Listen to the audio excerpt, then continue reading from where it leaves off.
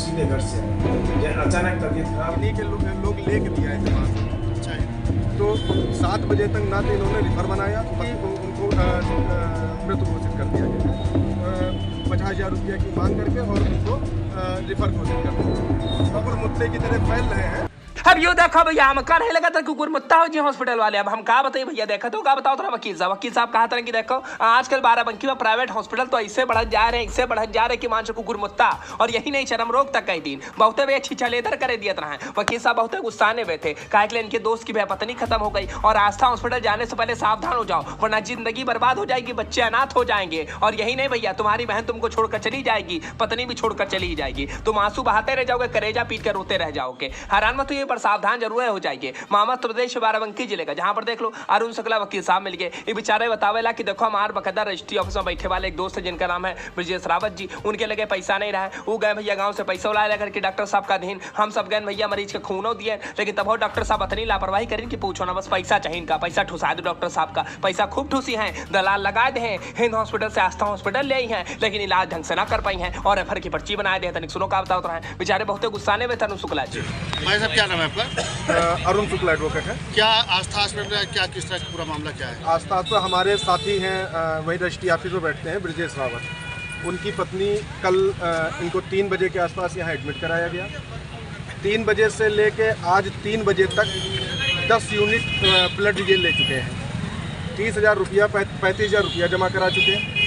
आज अचानक 4 बजे बताए, कहे कि जो है हालत ज़्यादा सीरियस है, इनको रिफ़र किया जा रहा है, और आप 50,000 रुपया काउंटर पे जमा कर दीजिए तो हम इनको रिफ़र कर दें।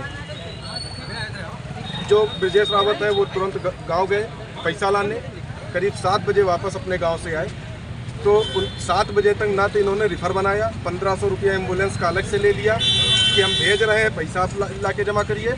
उसके बाद 7 बजे जब वो गाँव से वापस लौटे तो पता चला कि उनको मृत घोषित कर दिया गया। क्या बीमारी क्या थी? कुछ नहीं, बस प्लेटलेट्स कम बता रहे थे, प्लेटलेट्स कम है, आप ब्लड की व्यवस्था करिए। हम लोग आके जो है करीब 10 लोग कचहरी से सब लोग आके इनको ब्लड दिए हैं, 10 यूनिट ब्लड चढ़ा चुके हैं।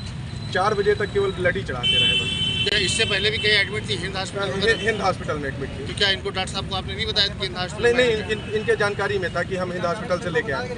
अब अरुण शुक्ला जी कैसी बात कर दी आपने, डॉक्टर साहब तो कुछ और है बता रहे थे। अब आपके हिसाब से अगर माने तो डॉक्टर साहब को फिर राइटर होना चाहिए था, क्या डॉक्टर साहब तो बता रहे कि देखो हमको तो पता ही नहीं था, हम तो डायरेक्टर हैं भैया हॉस्पिटल के, हमारा नाम डॉक्टर वीरेंद्र पटेल है, हम बकायदा भैया जनबे नहीं करते थे कि लोग हिंद हॉस्पिटल से लेकर के आए, हमको तो बताएगा कि घर से लेकर के आए। तभी हमने कहा कि भैया इसको रेफर करना पड़ेगा मरीज को, और जो पैसा था वो हमने जमा करवाया, जितना चार्ज होता है, बाकी हमने कुछ नहीं लिया एक्स्ट्रा। तनिक सुनो कहा बताया था डॉक्टर साहब। आज आपके यहाँ किस तरह का क्या मामला, क्या घटना घटी पूरी? पेशेंट आशा जो है ये आई थी कल 3 बजे, और डेंगू शॉक सिंड्रोम में आई थी।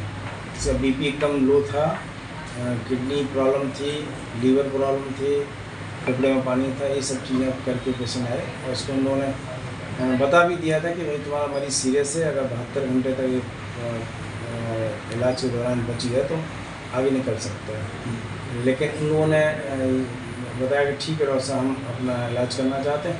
इन्होंने एक चीज़ को छुपाया था कि मैं कहीं भी एडमिट किए थे, लेकिन उनके पास वो रेफर था। हम लोगों को नहीं बताया कि हिंद में एडमिट था, तो हम लोगों को बाद में पता चला। और उस ये बताया हम लोगों से कि हम लोग सीधे घर से आए, अचानक तबीयत खराब हुई और सीधे घर से, लेकिन इनकी हिंद की पूरी स्थिति हिंद वाला घर पर इनके पास ही हम लोगों को नहीं दिया। फिर हम लोगों ने इनको दोपहर को काउंसलिंग कर दिया और रेफर भी बना दिया, और फिर शाम को फिर काउंसलिंग करके फिर रेफर बनाया और बता दिया, और प्लेटलेट चढ़वा दिया जिससे पेशेंट सेफ हो गया। लेकिन 12,000 तब भी इसके बाद भी प्लेटलेट उसके घर पे लगाता है। तो हमने उसको रेफर करने के बाद ऑल ऑफ सडन पेशेंट का डिप्रेशन। तो ये करिए मृत्यु घोषित इसके साथ डॉक्टर साहब, ये जब आया था तो आपको इन्होंने अपने तथ्यों को छिपाया था, तो कब आपको ये पता चला कि ये हिंद से रेफर किया हुआ केस है? कब पता चला था? ये आज पता चला। अच्छा, तो कहाँ के लिए आपने रेफर किया था? हम लोगों ने मेडिकल कॉलेज। उसके बाद क्या हुआ? परिवार वालों ने फिर यहाँ तो तोड़ फोड़ हंगामा किया, रिसेप्शन में शीशे से सब तोड़ डाले। वही परिवार वालों का ये आरोप है कि आपने जो है ठीक करने के नाम पे पैसे ज़्यादा लिए हैं और इस तरह का वो आरोप लगा रहे हैं। ट्रीटमेंट जिसका मरीज वो हो जाता है तो कुछ भी कर सकता है, उसके लिए तो मैं नहीं कुछ कहूँगा। और पेमेंट हम लोगों ने कोई जेन्युइन पैसे लिए, जो हमारा चार्ज गया था वो हमने लिए, लेकिन बाद में पेमेंट उन्होंने दिया भी नहीं। और ये एक आरोप ये भी लगा रहे हैं कि जब हमारा पेशेंट मतलब डेथ हो चुकी उसके बाद आप रेफर कर रहे थे। नहीं, ये गलत है। अच्छा, किसी तरह का तोड़फोड़ भी नुकसान किया हॉस्पिटल में? हाँ, किया उन्होंने, शीशे तोड़े, रिसेप्शन के शीशे तोड़े, हमारे स्टाफ के ऊपर शीशे गिरे और महिला स्टाफ बैठी थी, वो बच गई, उसको चोट भी आई हाथ में।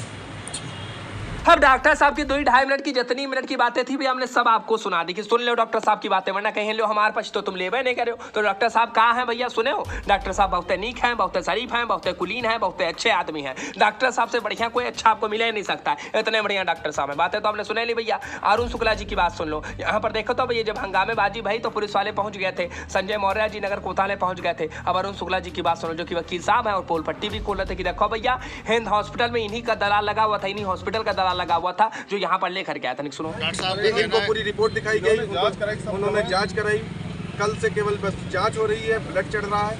आज अचानक जो है 50,000 रुपया की मांग करके और उनको रिफर घोषित कर दिए। डॉक्टर साहब से जब हमने पूछा कि आपने उनका क्या इलाज किया तो उन्होंने बताया कि जो पेशेंट के परिजन थे उन्होंने तथ्यों को छिपाया और मैं रेफर कर रहा था, वो लेके नहीं जा रहे थे। नहीं, ऐसा कुछ नहीं। ये 50,000 की मांग कर रहे थे।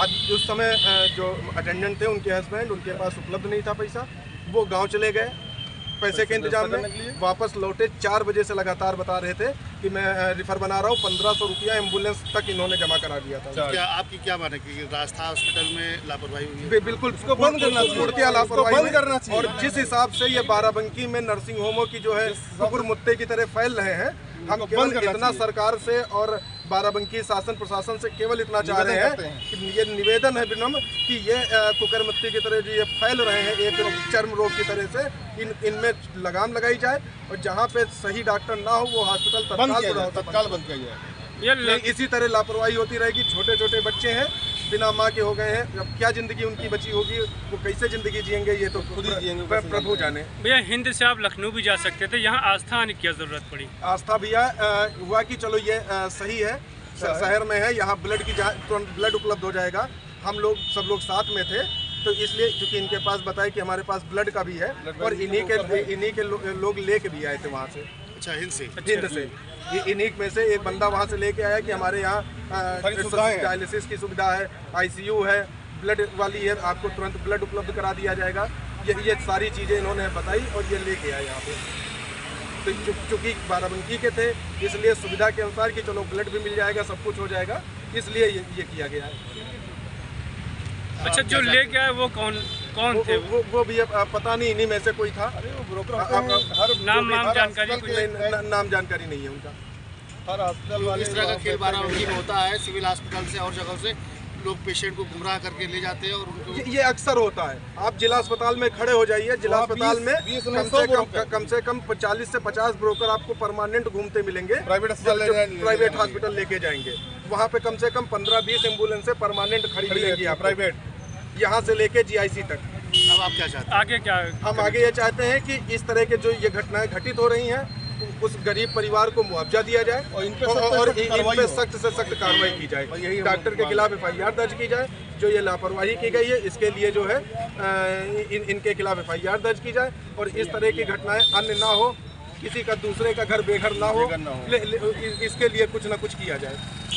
अब लापरवाही बरतने वाले डॉक्टरों पर भैया FIR दर्ज होनी चाहिए और ऐसे हॉस्पिटलों को बंद किया जाना चाहिए, FIR दर्ज होनी चाहिए, कार्रवाई की जानी चाहिए और परिजनों को मुआवजा मिलना चाहिए। वकील साहब की बात तो आपने सुने ली भैया, बाकी आपकी क्या राय कमेंट कीजिएगा। रात भर बहुत हंगामा चला, तोड़फोड़ भी बहुत कायदे हुआ रहा, तब भैया पुलिस वाले पहुंच गया रहा। बाकी आपकी क्या राय कमेंट कीजिएगा। वीडियो शेयर करना खत्म भूलेगा, को सुनने की दबाव बना कसके और चैनल को सब्सक्राइब करो। हमने दोनों पक्ष की बराबर बातें आपको सुना दी। बाकी डॉक्टर साहब तो बहुत नीक है भैया, तोड़फोड़ भी तो भैया देखो तो भैया सब लुढ़खा उड़खा दी है डॉक्टरों साहब भैया अपनी बात बता रहे हैं। लेकिन हम तो इतना कहना चाहेंगे कि आस्था हॉस्पिटल जाने से पहले तनिक सावधान हो जाओ, वरना देख लो भैया क्या हो जाता है। प्राइवेट हॉस्पिटल से बढ़िया सरकारी हॉस्पिटल जाओ, वहाँ इलाज कराओ, बढ़िया भैया ठीक ठाक हो जाओगे। तो वीडियो शेयर कर डालो, चैनल को सब्सक्राइब कर लो।